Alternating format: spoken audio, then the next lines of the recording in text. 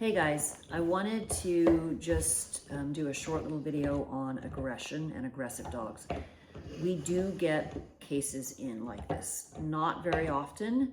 Most of the time, if we get a dog that's displaying aggressive behavior, it is fear-based. And so the difference is that dog is posturing and pitching a fit and lunging and snarling in order to keep other dogs away and in order to, stave off the threat. In other words, he's going to throw the first punch if need be, but more likely he would really rather avoid any interaction. So he's just throwing it all out there ahead of time to scare others away. Truly aggressive dogs want to harm others. They are an anomaly. Very few dogs are like this. Most of the time, those dogs, it's in their DNA. It's not caused by anything. But dogs in general are social creatures. They don't want to go around punching each other and, killing each other. So aggressive, like I said, aggressive dogs, it's not common for us to see that, but we have had them come in. And those dogs are going to be handled very, very differently from a dog that's fear aggressive. So aggression is not the same as dominance. A dominant dog is not inherently aggressive. He's bold and pushy and, extra confident, but he's not aggressive. He's still not trying to go out and cause harm to others. Aggressive dogs are a lifetime management situation. It's very, very difficult to reprogram a truly aggressive dog. So these are not for the first time owners, and these are definitely not for people who don't have the time or the situation that allows them to commit to these dogs.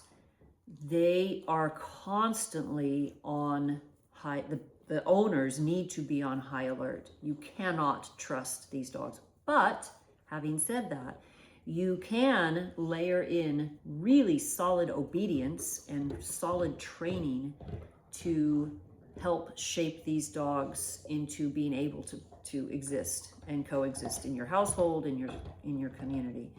It's a difficult road. So I want to be very, brutally honest about it.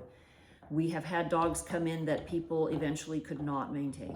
They had children in the home, or they had, their lifestyle just couldn't accommodate it.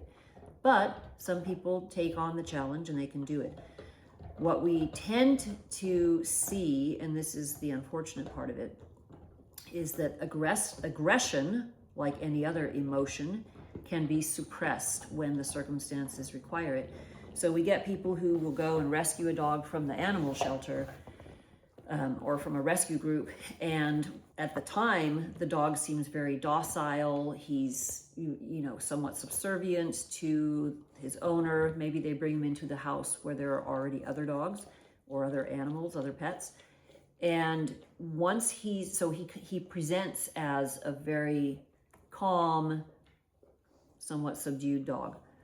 Once he's comfortable in that new setting and he considers it his home base, his true nature is going to come out. And we see this, and it's kind of heartbreaking, because all of a sudden it can just kick in one day and the owners are caught completely off guard, and the dog attacks another dog in the house, or he's out on a walk and he suddenly goes ballistic, which he'd never done before.